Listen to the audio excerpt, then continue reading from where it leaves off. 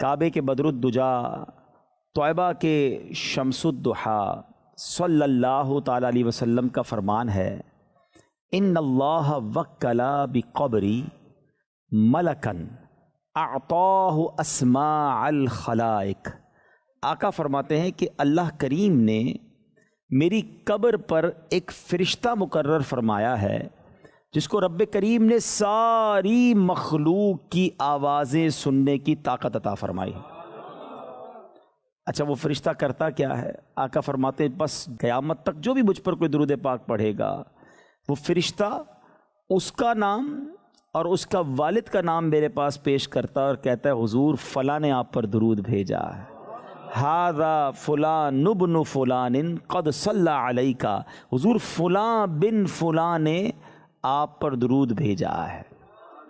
اس حدیث سے تین باتیں بڑی پیاری سیکھنے کو ملتی ہیں۔ ایک تو درود پاک کی کیا بات ہے، درود پاک کی فضیلت کیسی ہے، پورا ایک سسٹم بنایا گیا ہے نبی پاک کی بارگاہ میں ہمارا درود پہنچانے کا۔ بقیہ دو باتیں بڑی زبردست ہیں، ایک بات عقیدے والی ہے، ایک بات عشق والی ہے۔ پہلے عقیدے والی بات سمجھ لو ہیں کہ ذرا ایک بات بتائیں کہ جو فرشتہ نبی پاک کی قبر منور پر اپوائنٹڈ ہے، موجود ہے، اس کی لسننگ پاور کیسی ہے کہ ہم جرمنی میں درود پڑھیں وہ مدینے میں سن لیتا ہے، دنیا میں کہیں بھی پڑھے نا، آل اراؤنڈ دا ورلڈ وہ فرشتہ سب کی آوازیں سن لیتا ہے۔ اچھا آواز بھی سن لیتا ہے، پہچان بھی لیتا ہے پڑھنے والا کون ہے۔ سماعت کا عالم بھی دیکھو، علم کا عالم بھی دیکھو۔ آج دنیا میں ٹیکنالوجی آ گئی ہے، کسی کی کال آتی ہے تو موبائل بتا دیتا ہے فون کرنے والا کون ہے، کالر آئی ڈی کہتے ہیں۔ لیکن دنیا میں ابھی تک کوئی ایسی ٹیکنالوجی ایجاد نہیں ہوئی ہے کہ فون کرنے والے کے حقیقی والد کا بھی پتہ چل جائے، مگر فرشتہ درود پڑھنے والے کے والد کا بھی نام پہچان لیتا ہے۔ دو باتیں ملی نا، علم بھی کمال کا، سننے کی سماعت کی پاور بھی کمال کی۔ کون ہے وہ فرشتہ؟ میرے آقا علیہ الصلوۃ والسلام کے در پر دربان ہے، موجود ہے، میسنجر ہے۔ دنیا کا دستور ہے کسی بھی گھر کے باہر کوئی چوکیدار کھڑا ہو، میسنجر کھڑا ہو، گھر والا اس سے زیادہ پاورفل ہوتا ہے۔ ذرا دیکھو کہ نبی پاک کے دربان کی سماعت کا عالم یہ ہے تو مصطفیٰ کریم کی سماعت کا عالم کیا ہوگا؟ جو فرشتوں کے بھی آقا ہیں، جبریل امین کے بھی آقا ہیں۔ جب فرشتہ درود پڑھنے والے کے نام اور والد کے نام کو جان لیتا ہے تو میرے آقا کی خبر گیری اور علم کا عالم کیا ہوگا؟ تو یہ عقیدہ کلیئر ہو گیا۔ جو اعلیٰ حضرت کا شعر ہم پڑھتے ہیں نا، دور و نزدیک کے سننے والے وہ کان، کان لعل کرامت پہ لاکھوں سلام۔ تو یہ تو حدیث پاک سے سیکھنے کو مل رہا ہے۔ اچھا یہ بات تو ہو گئی عقیدے والی، اب ذرا عشق والی بات اس حدیث سے سیکھو۔ دنیا کا دستور ہے کہ جس سے بہت محبت ہو، جس کی بڑی رسپیکٹ ہو، اگر وہاں میرا ذکر ہو جائے تو طبیعت ہری بھری ہو جاتی ہے۔ سچ بتاؤ ایک غلام کے لیے اس سے بڑی کیا سعادت ہوگی کہ وہ ادھر درود پڑھے اور ادھر فرشتہ میرا نام میرے آقا کی بارگاہ میں پہنچا دے۔ اچھا صرف میرا نہیں، میرے والد کا نام بھی پہنچائے، اور ایک بار نہیں، میں جتنی بار درود پڑھوں اتنی بار میرا نام آقا کی بارگاہ میں پہنچ جائے۔ اس کا مطلب آقا کی بارگاہ میں صلی اللہ تعالیٰ علیہ وسلم نام پہنچانے کا جو گیٹ پاس ہے نا، وہ درود پاک ہے۔ اب آپ کی مرضی ہے روز کتنی بار نام پہنچانا ہے۔ مبارک ہو انہیں جو 100 بار درود پڑھتے ہیں، یہ بڑی سعادت کی بات ہے۔ اور یاد رکھو آپ کے گھر پر بھی، آپ کے دروازے پر بھی کوئی فقیر بار بار آئے نا تو آپ بھی کہتے ہیں یار یہ روز ہی آ جاتا ہے، اس کا کام کر دو۔ تو جو روز ہی آقا کی بارگاہ میں حاضری لگا رہا ہوگا، کبھی تو آقا جبریل امین سے فرمائیں گے نا چلو آج اس کا کام کر دیتے۔ روز ہی ہمیں یاد کرتا ہے، رہتا جرمنی میں ہے، رہتا اسپین میں ہے، رہتا پرتگال میں ہے، ڈنمارک میں رہتا ہے، مگر مجھے پھر بھی یاد کرتا ہے اور روز یاد کرتا ہے۔ آؤ آج اپنے غلام کی بگڑی بنا دیتے ہیں۔ اور ہمارا تو یہ عقیدہ ہے کہ یاد رکھو اگر اٹھ گئی ایک نظر، بس ہمیں تو ایک توجہ چاہیے، وہ آقا ایک بار نگاہ اٹھا کے دیکھ لیں، ایک بار ہماری طرف توجہ فرما لیں، بس پھر یہ جو غم ہیں، یہ جو دکھ ہیں، یہ جو پریشانیاں ہیں نا، یہ ساری سیدھی ہو جانی ہے۔ یاد رکھو اگر اٹھ گئی ایک نظر، جتنے خالی ہیں سب جام بھر جائیں گے، سارے کام سیدھے ہو جانے ہیں۔ سیدی اعلیٰ حضرت کہتے ہیں نا، قسمت میں لاکھ پیچ ہوں 100 بل 1000 کج۔ ملتے ہیں کچھ لوگ کہتے ہیں سارے کام ہی ٹیڑھے ہو گئے ہیں، فیملی بھی خراب ہو گئی ہے، کاروبار بھی نہیں ہے، بیماریاں بھی بڑی ہیں، بہت سارے بل لگ گئے ہیں، ایسا لگتا ہے کج آ گئے ہیں، قسمت میں گتھیاں آ گئی ہیں، کیسے سلجھیں گی؟ پوچھو بریلی کے تاجدار سے۔ کہتے ہیں قسمت میں لاکھ پیچ ہوں 100 بل 1000 کج، آقا یہ ساری گتھی ایک تیری سیدھی نظر کی ہے۔ ساری گتھی سلجھ جانی ہے حضور، بس ایک نگاہ پڑنے کی دیر ہے، اور اسی نگاہ کا انتظار ہے، اسی توجہ کا انتظار ہے۔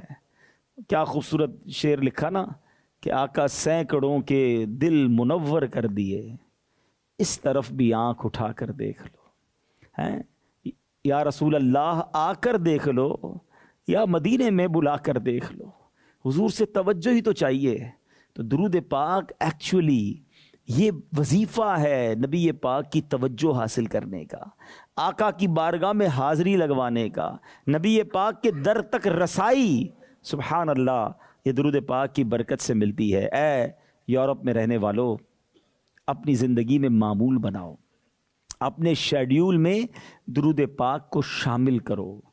آپ کتنے درود پڑھتے ہیں خود اپنے آپ سے پوچھیں۔ بعض اوقات تو موبائل فون پر گھنٹوں نکل جاتے ہیں، مگر درود پڑھنے کا، ذکر کرنے کا ہمیں ٹائم نہیں ملتا۔ آج میں بھی نیت کروں، آپ بھی نیت کریں کہ انشاءاللہ روزانہ کثرت کے ساتھ درود پاک پڑھیں گے انشاءاللہ۔ آئیے مل کر محبت کے ساتھ بآواز بلند درود پاک پڑھ لیں۔ صلو علی الحبیب صلی اللہ تعالی علی محمد صلی اللہ علیہ وسلم۔ آج سے چند 100 سال پرانی بات ہے، شہر ہے عراق کا، اور شہر کا نام ہے جیلان۔ ایک نوجوان ہے جو ریاضت بھی کرتا ہے، عبادت بھی کرتا ہے۔ اچانک اسے بھوک نے ستایا، اور اس نے دریا کے کنارے ایک سیب تیرتا ہوا دیکھا۔ اس نوجوان نے وہ سیب اٹھایا اور کھا لیا۔ کھانے کے بعد اسے خیال آیا کہ یہ میں نے سیب تو کھا لیا ہے، مگر یہ کس کا ہے؟ اس کا مالک کون ہے؟ اللہ کی بارگاہ میں کیسے جواب دوں گا اگر میں نے کسی کا حق دبا لیا؟ اس نوجوان کو بے چینی ہوئی، دریا کے کنارے کنارے چلنے لگا۔ دور اسے جا کر ایک سیب کا باغ ملا جو کہ ایگزیکٹلی دریا کے کنارے پر تھا۔ اس نے امیجن کیا کہ اسی درخت کے کسی سیب جو دریا میں گرا ہوگا اور میں نے اسے کھا لیا ہے۔ تو اس باغ کے جو مالک تھے وہ اس زمانے کے بڑے ولی تھے، حضرت عبداللہ صومعی رحمۃ اللہ تعالیٰ علیہ۔ یہ شخص ان کے پاس گیا کہ حضور میں نے بہت دور آپ کے باغ کا ایک سیب تیرتا ہوا آیا، میں نے کھا لیا ہے، اللہ کی رضا کے لیے مجھے معاف کر دیں۔ اللہ والے تھے، کہتے ہیں نا ولی کو ولی ہی پہچانتا ہے۔ ہاں، انہوں نے کہا ایسے تو معاف نہیں کروں گا۔ کہا اچھا پھر کیسے معاف کریں گے؟ کہا 12 سال میرے باغ کی رکھوالی کرنی پڑے گی، 12 ایئرز مزدوری کرنی پڑے گی۔ اب ذرا آپ سوچیں کہ ایک سیب ہے اور اس کا حق بخشوانے کے لیے 12 سال کی مزدوری ہے۔ مگر وہ نوجوان بھی کمال کا تھا، خوف خدا کا لیول کیسا تھا، اس کو پتا تھا کہ دنیا میں معاف کروا لوں گا تو ہو جائے گا، ورنہ قیامت کے دن تو پکڑا جاؤں گا۔ 12 سال کے لیے رکھوالی کے لیے تیار ہو گیا۔ 12 سال اس نوجوان نے مزدوری کی۔ آفٹر 12 ایئرز نوجوان کہتا حضور اب تو معاف کر دیں۔ کہ نہیں، ایک اور شرط ہے، تمہیں میری معذور بچی سے شادی کرنی ہوگی۔ اور وہ بچی، وہ کہتے ہیں اندھی ہے، لنگڑی ہے، گونگی ہے اور بہری ہے۔ اس میں 4 بڑے عیب ہیں۔ نوجوان بیٹھے ہیں، زندگی بھر تو یہی خواب دیکھا کہ خوبصورت صحت مند لڑکی سے ہماری شادی ہو۔ یہ کیسا نوجوان ہے کہ جس کو کہا جا رہا ہے کہ اس طرح کی معذور عورت سے تمہیں شادی کرنی ہے؟ مگر خوف خدا کا لیول دیکھیں۔ وہ نوجوان کہتا ہے مجھے شادی منظور ہے، پھر تو معاف کر دیں گے؟ کہاں جب معاف کروں گا، جب رہائی دوں گا، جب جانے دوں گا، کہ جب تمہاری شادی ہو 2 سال کے بعد پھر تمہیں جہاں جانا ہو چلے جانا۔ شادی ہوئی، نکاح ہوا۔ اپنے کمرے میں جب وہ نوجوان گیا تو گھبرا کر باہر آ گیا۔ کہتا حضور غلطی ہو گئی ہے۔ کہ کیا ہوا؟ کہا آپ نے تو کہا تھا آپ کی بیٹی اندھی، لولی، لنگڑی ہے، بہری ہے، یہ تو صحت مند خوبصورت اندر دوشیزہ ہیں جس کی کوئی عیب نہیں ہے اس کے اندر۔ تو اب وہ بزرگ مسکرانے لگے اور کہتے ہیں بیٹا یہی میری بیٹی ہے، اور میں نے اس لیے اندھی کہا تھا کہ میری بیٹی نے کبھی حرام دیکھا نہیں ہے، میں نے اس لیے بہری کہا تھا اس بیٹی نے کبھی حرام سنا نہیں ہے، لنگڑی اس لیے کہا تھا کبھی بے پردہ گھر سے باہر نکلی نہیں ہے، گونگی اس لیے کہا کہ کبھی حرام گفتگو کی نہیں ہے۔ اے میرے بیٹا میری بیٹی بڑی نیک ہے، میں نے بڑی کمال کی اس کی پرورش کی ہے، اور مجھے ایسی نیک بیٹی کے لیے تم جیسے لڑکے کی تلاش تھی۔ جب تم پہلی بار میرے پاس سیب کا حق بخشوانے آئے نا تو میں نے جان لیا کہ تمہارے اندر بڑا خوف خدا ہے، میں نے امتحان لیا، ٹیسٹ لیا، 12 سال تمہیں کہا، تم 12 سال کے لیے راضی ہو گئے۔ بس میرے بیٹے مجھے ایسی نیک بیٹی کے لیے تم جیسا ہی بیٹا چاہیے تھا، جاؤ اب اپنی زندگی کے حسین دن گزارو۔ آپ جانتے ہیں یہ جب میاں بیوی دونوں نیک، کیسے نیک سمجھ رہے ہیں آپ، اس قدر نیک اور پارسا جوڑا جب ملا نا تو آپ کو پتہ ہے ان کی اولاد کون پیدا ہوئی؟ کوئی اور نہیں، شیخ عبد القادر جیلانی پیدا ہوئے۔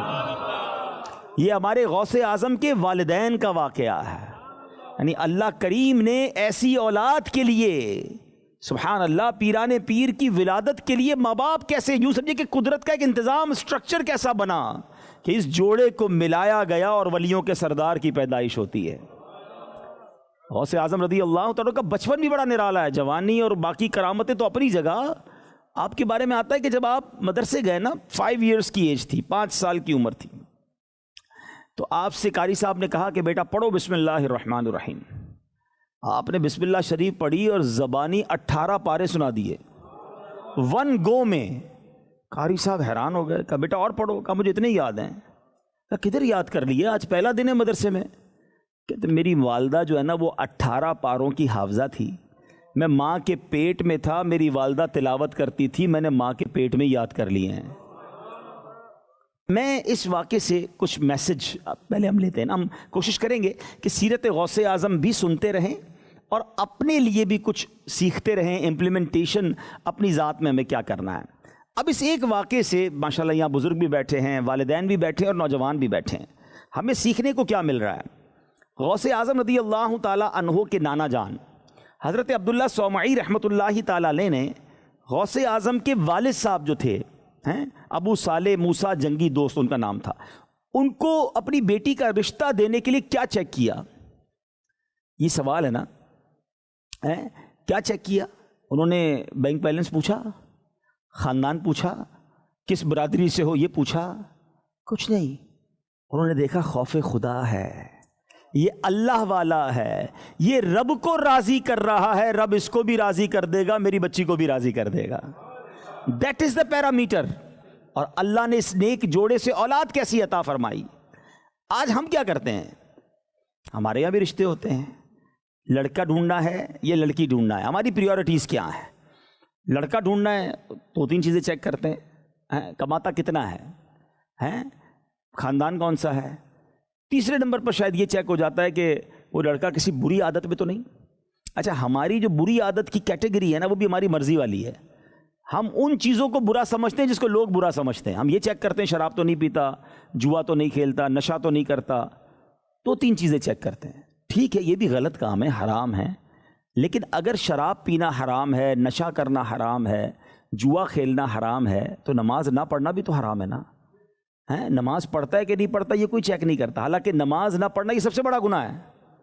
اچھا، یہ چیک کرتے ہیں کہ کتنا کماتا ہے، یہ چیک کرتے ہیں کہاں سے کماتا ہے، حلال کماتا ہے یا حرام کماتا ہے، اس کی چیکنگ نہیں ہے۔ حالانکہ حرام کمانے والے کو اپنی بچی دینے کا مطلب آپ سمجھتے ہیں کہ یہ آنے والی نسلوں کا ڈیسیجن لے رہے ہیں آپ، بچے بھی آئندہ جو ہوں گے وہ حرام کھائیں گے، آپ آنے والی نسلوں کو حرام کھلانے کا فیصلہ کرنے جا رہے ہیں۔ اچھا، یہ تمام چیزیں اپنی جگہ یہ بھی دیکھنی ہیں، مگر اس سے بھی اوپر ایک چیز ہے، اور وہ یہ ہے کہ اس کا عقیدہ کیا ہے، وہ اللہ کے لیے، رسول کے لیے، صحابہ کے لیے، اہل بیت کے لیے، اولیاء کرام کے لیے کیا سوچتا ہے۔ آپ نے اپنی بچی کی تربیت بھی اچھی کر لی، پردہ بھی سکھا دیا، صحابہ، اہل بیت، اولیاء کی محبت بھی دل میں ڈال دی، اللہ رسول کی محبت بھی دل پہ ڈالی، لیکن شادی کرتے وقت یہ نہ دیکھا کہ اس کا ہاتھ کس کے ہاتھ میں دے رہے ہیں۔ ہم نے دیکھا کہ وہ بچی جس کو والدین نے بڑی محبتوں سے، عقیدتوں سے، پیار سے پڑھایا، اس کو سکھایا، دین سکھایا، پردہ کروایا، مگر شادی ایسے گھرانے میں کی انہوں نے پردہ ہی اتروا دیا. کہا یہ کیا تم اللہ رسول کی باتیں کرتی ہو، کیا غوث پاک کا ذکر کرتی ہو، کیا میلاد کی بات کرتی ہو. اور وہ سارے عقائد جو آپ نے اپنے بچوں کو سکھائے تھے وہ سارے چلے گئے. کس کا قصور تھا؟ یہ ماں باپ کا قصور تھا کہ شادی کرتے وقت ہم نے پریورٹی، چیکنگ میں پریورٹی کیا رکھی.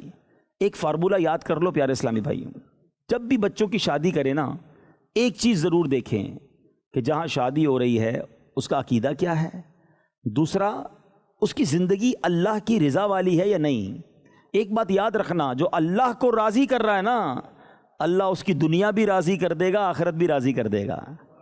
اور جو اللہ کو ناراض کر رہا ہے، بے شک بہت پیسہ ہے اس کے پاس، رب جب چاہے اپنا غضب نازل کر کے اس کی ساری نعمتیں چھین لے گا. ایسا ہوتا ہے، ہم نے دیکھا ہے. لوگ بڑے کروڑ پتی گھرانے میں بچی دیتے ہیں، حرام کما رہے ہوتے ہیں، اللہ کو ناراض کر رہے ہوتے ہیں، اور تھوڑے عرصے بعد کنگال ہو جاتے ہیں. باپ تو کہتا ہے میں نے تو یار بڑی فیملی دیکھ کے دیا تھا. اور ایسا بھی دیکھا کہ کچھ لوگوں نے دینداری، نیکی دیکھ کر نارمل گھرانے میں، غریب گھرانے میں بچی دی، اللہ نے اتنی ترقی کر دی کہ وہ دنیا میں ہی بیڑا پار ہو گیا. تو فرق یہ ہے کہ ہماری پریورٹی کیا ہے. بالکل اسی طرح نوجوان بیٹھے ہیں، ہم لڑکی کی تلاش جب کرتے ہیں اب شادی کے لیے، تو وہاں بھی 2-3 چیزیں دیکھتے ہیں، خوبصورت ہے کہ نہیں ہے، اس کے بعد خاندان کون سا ہے، پھر تیسرے نمبر پہ یہ چیک کر لیتے ہوں گے جہیز کتنا لائے گی، پیسے کتنے لائے گی. توبہ توبہ توبہ. یہ دیکھا نمازی ہے کہ نہیں، دیندار ہے کہ نہیں، عقیدہ کیا ہے، پردہ ہے کہ نہیں. کیونکہ ایک بات یاد رکھیں، میں بڑی عجیب بات کہنے جا رہا ہوں کہ جن کی شادی نہیں ہوئی نا، ان پر ابھی سے ان کی ہونے والی اولاد کا ایک حق ہے. اب آپ کہیں گے یار شادی ہوئی نہیں، اولاد کا حق کیسے آ گیا؟ ہاں، اور وہ حق یہ ہے کہ تم اپنے ہونے والے بچوں کے لیے اچھی ماں تلاش کرو. یہ حق ہے بچوں کا، کیونکہ ماں پہلی درسگاہ ہے. ابھی آپ نے سنا نا، غوث اعظم کی ماں 18 پاروں کی حافظہ تھی. امپیکٹ ہوا نا بچے پہ. آج بچے پیٹ میں ہوتے، ماں فلمیں دیکھ رہی ہوتی ہے، اور حاملہ ہوتی ہے عورت اور بے پردہ گھوم رہی ہوتی ہے. تو ایکچولی اس کا امپیکٹ پڑتا ہے اولاد پر. پہلا پوائنٹ جو مجھے کور کرنا ہے، آج ہی مجھے ایک صاحب ملے اور انہوں نے کہا کہ آپ بیان میں ضرور اس کو ڈسکس کیجئے گا کہ ہمارے یہاں بڑا مسئلہ ہے بچیوں کی شادی کرنا یا اپنے بچوں کے لیے رشتے مینج کرنا. تو اس کے لیے ہم لوگوں نے تو بس ایک ہی چیز یا تو دیکھنی ہے، ہمارے خاندان میں ہے کہ نہیں، ہماری فیملی میں ہونا چاہیے. ہم اپنی فیملی سے باہر شادی نہیں کرتے. آپ فیملی میں کر رہے ہیں، لیکن عقائد کو دیکھنا ہے، دینداری کو دیکھنا ہے، وہ پہلے ضروری ہے. ہم مسلمان سارے بھائی بھائی ہیں، فیملی میں ہونا ضروری نہیں ہے. نبی پاک کا امتی ہے، عاشق رسول ہے، اللہ کو راضی کر رہا ہے، انشاءاللہ یہ تمہاری بچی کو بھی راضی کرے گا، یہ تمہارے خاندان کو بھی راضی کرے گا، اور انشاءاللہ رب بھی اس کے لیے خیر فرما دے گا، کیونکہ اللہ کو راضی کر رہا ہے. لیکن ہم نارملی ان چیزوں کو نہیں دیکھتے اور بعد میں اس کی سزا بھی ملتی ہے، اس کا خمیازہ بھی بھگتتے ہیں. شادی کی بات چلیے تو ایک اور بات بھی کر لوں. شادی جو ہے نا ہمارے یہاں ایک بڑا، میرے یوں سمجھیے کہ میرے لیے بڑا یہ سلگتا ہوا سا موضوع ہے. اللہ کرے میں صحیح ایلوبریٹ کرنے میں کامیاب ہو جاؤں. ہماری جب بھی خوشی آتی ہے، بڑا عجیب شیطان نے ہمارے ساتھ گیم کیا ہے. whenever we try to celebrate something، چاہے وہ شادی ہو، چاہے وہ برتھ ڈے ہو، چاہے وہ بچے کی ولادت ہو، چاہے نیا گھر کی پارٹی ہو، واٹ ایور، نیو ایئر ہو، ایون کوئی بھی چیز ہم خوشی مناتے ہیں نا، سیلیبریشن کے ساتھ شیطان ہم سے گناہ کرواتا ہی کرواتا ہے. کون سی خوشی ہے جو ہم بغیر گناہ کے بناتے ہیں؟ یہ سوال ہے. ویسے سوچیں آپ، کتنا بڑا شیطان نے ہمارے ساتھ ڈاج کیا ہے اور ہم اس کے وار میں آ گئے ہیں. شادی نعمت کتنی بڑی ہے، پوچھو ان ماں باپ سے جن کی بچیوں کی شادی نہیں ہو رہی ہے، وہ ٹرائی کر رہے ہیں، کوشش کر رہے ہیں، اتنی بڑی نعمت ہے. لیکن جیسے یہ نعمت ملتی ہے نا، بتاؤ کون سا گناہ ہے جو ہم نہیں کرتے ہیں؟ اللہ کو ناراض کرنے والا کون سا کام ہے جو ہماری شادی میں نہیں ہوتا؟ ناچ گانے سے لے کر بے پردگی، تو ڈھولکی، تو آتش بازی، بے حیائی، تو جوا، ارے باپ رے باپ، اب تو کیا کیا ہونے لگا. مجھے یاد آیا، لوگ ہمارے ساتھ کیا کرتے ہیں، اب انہوں نے شادیوں کے کئی کارڈ بنائے ہوئے ہیں. ولیمے کا الگ ہوگا، نکاح کا الگ ہوگا، ایک آدھا محفل نعت کا بھی ہوگا، اور اس کے بعد 3-4 الٹے سیدھے کام بھی ہوں گے ان کے، جس میں فنکشن ہوگا تو ڈھولکی ہوگا. تو اب وہ کیا کرتے ہیں، وہ والے کارڈ نکال لیتے ہیں، ہمیں بھیجتے ہیں وہی والے، اس میں نکاح ولیمہ یا نعت خوانی ہو. ایک بار ایک کارڈ آ گیا میرے پاس، وہ شاید نکالنا بھول گئے. اب میں نے پہلا نکالا تو نکاح، دوسرا نکالا تو ولیمہ، اتنے سارے کارڈ، کتاب بھیج دی پوری. تیسرا نکالا تو محفل نعت، میں نے کہا چلو ماشاءاللہ اچھی بات ہے. چوتھا نکالا تو ڈھولکی، 5واں نکالا تو بولا رنگ پارٹی. میں نے کہا یہ کیا ہے؟ تو پتہ چلا کہ شادیوں میں لڑکے لڑکیاں مل کر ایک دوسرے پہ رنگ اڑاتے ہیں. یار مجھے ایک بات بتائیں, شادی میں اتنے گناہ کر کے پھر تم توقع رکھتے ہو کہ اللہ برکت دے دے, پھر یہ امید کرتے ہو کہ ہماری اولاد نیک بنے. پہلے تو اولاد ملے گی نہیں ملے گی پتہ نہیں, کتنے لوگ بے اولاد ہیں, شادی کے بعد اولاد ہی نہیں ہو رہی. اولاد دیتا کون ہے بتاؤ؟ اللہ کو ناراض کیا ہوا شادی میں. پھر کہتے ہو میری بچی خوش نہیں ہے شادی کے بعد, پھر کہتے ہو مجھے خوشیاں نہیں مل رہی ہے, میری فیملی میں لڑائی جھگڑے بہت ہیں. تم نے جہاں سے رحمت آنی تھی, جدھر سے برکت آنی تھی, جدھر سے اللہ کی رحمتیں اترنی تھی, اللہ کو تو ناراض کر دیا اپنی شادی میں. عقل کیا کہتی ہے مجھے بتائیں. مجھے ایک دو تین سوال کرتا ہوں, ذرا جواب دیں مل کر. خوشیاں دینے والا کون ہے؟ رزق دینے والا کون ہے؟ اولاد دینے والا کون ہے؟ نعمت دینے والا کون ہے؟ اچھا جو دینے والا ہے وہ جب دیتا ہے ہم اس کو ناراض کرتے ہیں. یہ کتنی بڑی بے وقوفی ہے. پوائنٹ سمجھ رہی میرا آپ؟ اولاد دی اللہ نے, برتھ ڈے کریں گے تو کیا کریں گے؟ اللہ کو ناراض کریں گے. میوزک ہوگا, ڈھول تماشے ہوں گے, اللہ کی ناراضگی والے کام ہوں گے. اللہ نے گھر دیا, بڑی دعائیں کی, یا اللہ گھر دے دے. جیسے ہی نیا گھر لیا, دوستوں کی پارٹی کی, کیا کریں گے اس میں؟ اللہ کو ناراض کریں گے. یعنی کتنا بڑا شیطان کا وار ہے کہ سیلیبریشن کا مطلب ہی گناہ ہے. یہ کس نے سکھا دیا ہم کو بھائی؟ قرآن کیا کہتا ہے؟ لَإِن شَكَرْتُمْ لَأَزِيدَنَّكُمْ, تم میرا شکر ادا کرو میں تمہیں اور عطا کروں گا. ہم اللہ کی نعمت ملنے پر اللہ کو ناراض کرتے ہیں. پھر کہتے ہیں یار نعمت چلی گئی, نظر لگ گئی, یار کاروبار تباہ ہو گیا, پتہ نہیں کس کی نظر کھا گئی, میں تو یار بڑا سیٹ جا رہا تھا, سب برباد ہو گیا. ارے خود اپنے پیروں پہ کلاڑی ماری ہے تم نے. اپنی ہر خوشی میں تم نے رب کو ناراض کیا ہے. کیا ایسا نہیں ہو سکتا کہ اللہ پاک مجھے جب خوشی دے میں اس کو اور راضی کروں؟ وہ عطائیں بڑھائے, میں سجدے بڑھاؤں, میں صدقے بڑھاؤں, میں تلاوت بڑھاؤں. میں کس نے منع کیا کہ آپ کھانا نہیں کھا سکتے؟ کھائیں کھانا, بٹھائیں دوستوں کو, بلائیں گھر پہ پارٹی کریں, منع نہیں ہے, مگر اس پارٹی میں تلاوت کریں نا, نعت خوانی کریں اور لوگوں کو کھلائیں کھانا, اچھا کھانا کھلائیں. اسلام خوشی منانے کا منع نہیں کرتا. پرسنلی ہم وہ بدبختی ہم نے اپنے اندر ڈال دی کہ ہم ہر خوشی میں اللہ کو ناراض کرنے والا کام کرتے ہیں. آپ کھانا کھائیں, تحفہ دیں, تحفہ لیں, کوئی پرابلم نہیں, برتھ ڈے منائیں, مگر برتھ ڈے میں کب کہاں یہ ضروری تھا کہ آپ اللہ کو ناراض کرنے والا کام کریں؟ یہ میرا پوائنٹ اگر یاد کر لو نا آج آپ, یہ خود ہی اپنے پیروں پر, اپنی خوشیوں پر ہم خود حملہ کرتے ہیں. اگر تم چاہتے ہو کہ تمہاری خوشیاں باقی رہیں تو اللہ کو راضی کرنا شروع کر دو. اچھا دنیا کا کیا دستور ہے؟ آپ کو کبھی کوئی تحفہ دے, آپ کیا کہتے ہیں؟ بہت مہربانی, جزاک اللہ. کوئی زیادہ بڑا تحفہ دے, ہم کہتے ہیں یار یہ بندہ ناراض نہیں ہونا چاہیے, اتنی بڑی فیور کی اس نے, لون دیا تھا, نوکری لگا دی, میرا ویزا لگوایا اس نے, ساری زندگی شکریہ ادا کرتے ہیں اس بندے کا جس نے پرمٹ ویزا لگا دیا ہو. تمہارے ساتھ دنیا میں ایک کام کسی نے اچھا کیا, تم اس کو ناراض نہیں ہونے دیتے. جو رب صبح و شام نعمتیں دے رہا ہے اس کی ناراضگی کی کوئی فکر نہیں ہے. اچھا وہ جب چاہے واپس بھی لے سکتا ہے, دینے والا تو وہی ہے نا. وَتُعِزُّ مَن تَشَاءُ وَتُذِلُّ مَن تَشَاءُ, ہاں نعمتیں واپس چلی جاتی ہیں. بلکہ میں نے ایک اور روایت پڑھی, اور اس روایت کا مضمون ہے کہ اللہ تعالیٰ کی جب تک نعمتوں کا شکر ادا کیا جاتا ہے نا, اللہ اس میں اضافہ فرماتا رہتا ہے, اور جب اس میں ناشکری کی جاتی ہے نا, اسی نعمت کو اللہ تعالیٰ عذاب بنا دیتا ہے. اچھا جب میں نے پہلی بار روایت پڑھی نا, میں سوچنے لگا کہ یار نعمت عذاب کیسے بن جاتی ہے, لیکن پھر غور کیا تو سمجھ آئی کہ یار اولاد تو بہت بڑی نعمت ہے. لوگ روتے ہیں یا اللہ اولاد دے دے, اولاد دے دے, مزاروں پہ جاتے ہیں, پتہ نہیں کس کس کے پاس جاتے ہیں, دعائیں کرتے ہیں, لیکن ہم نے دیکھا ہے کہ کچھ اولاد ایسی ہوتی ہے جو ماں باپ کو ہی مار کے گھر سے نکال دیتی ہے. یہ اولاد عذاب کیسے بن گئی؟ غور کرو, کہیں اولاد کی تربیت میں ناشکری تو نہیں کی تھی؟ مال تو نعمت ہے نا, ہر غریب آدمی دعا کرتا ہے پیسے دے دے یا اللہ پیسے دے دے. کئی پیسے والوں کو دیکھا پیسے کی وجہ سے بھی پریشان ہے, کیونکہ کوئی مال کھا گیا ہے, کوئی مال ضبط ہو گیا ہے, کوئی اسٹاک پھنس گیا ہے, کسی سے قرضہ دیا ہے وہ واپس نہیں کر رہا. بندہ کہتا ہے اس کے تو پیسے آ کے پریشان ہو گیا, یہ پیسہ ہی عذاب بن گیا اس کے لیے, کڈنیپ کر کے چلا گیا کوئی اس کے بچے کو. تو پتہ چلا نعمت ہی عذاب بن گئی. بیوی تو نعمت ہے, انسان کے لیے بہت بڑی نعمت ہے, لیکن ہم نے دیکھا کہ کچھ لوگوں کے گھروں میں شادی ہوئی اور اس کے بعد اس کی بیوی کے آنے کے بعد گھر ہی تباہ ہو گیا. ماں کے ساتھ لڑائی, خاندان میں لڑائی, گھر میں بندے کو جانے کوئی دل نہیں کر رہا. ارے بیوی تو نعمت تھی, عذاب کیسے ہو گئی؟ چیک کرو کہ نعمت کا شکر ادا کیا تھا یا ناشکری کی تھی.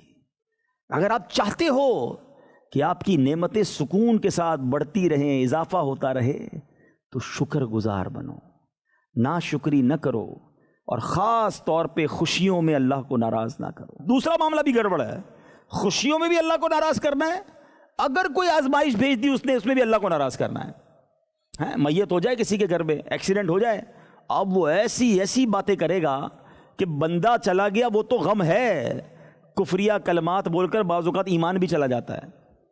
یا اللہ تیرے کو میرا ہی گھر ملا تھا، معاذ اللہ، اتنے چھوٹے سے میرے بھائی کو بلا لیا، معاذ اللہ. اللہ پر اعتراض، ایمان ہی چلا جائے گا بھائی، صبر کرو. امام حسین رضی اللہ تعالیٰ سے بڑی آزمائش تو نہیں آئی نا آپ پر، وہ تو نواسۂ رسول ہیں. ایک طرف تو ہمیں اللہ آزما رہا ہے کہ ہمارے رتبے بڑھ جائیں، ادھر بھی اللہ کو ناراض کر رہے ہیں. نعمت دیتا ہے پھر بھی اللہ کو ناراض کر رہے ہیں. ایسا نہ کریں پلیز، سمجھیں ان باتوں کو. اگر غور سے سنیں تو یہ ساری باتیں میں لاجیکلی آپ کو سمجھا رہا ہوں. اب آئیں غوث پاک رضی اللہ عنہ کے والدین کے پھر اس واقعے کی طرف. ایک سیب اور اس کا حق بخشوانے کی اتنی فکر ہیں، اور ایک ہم ہیں، ہم میں سے کئی لوگ ہیں جو لوگوں کا مال دبا لیتے ہیں، دیتے ہی نہیں ہیں، جو کرنا ہے کر لو، میں تو نہیں دیتا، میرا کوئی بگاڑ بھی نہیں سکتا. ہاں کئی لوگ یہ بھی باتیں کرتے ہیں کہ میرا کون بگاڑ سکتا ہے. زمینوں پہ قبضہ کر لیتے ہیں، کسی کی کوئی اماؤنٹ آتی ہے تو واپس نہیں کرتے، کوئی امانت ہوتی ہے دیتے نہیں ہیں. اچھا اگلا بھول جائے تو بتاتے نہیں ہیں کہ چلو یار بھول گیا نا. نہیں جناب، دنیا میں دے دو ورنہ آخرت میں نہیں دے سکو گے. آمین بجاہ النبی الامین صلی اللہ علیہ وسلم.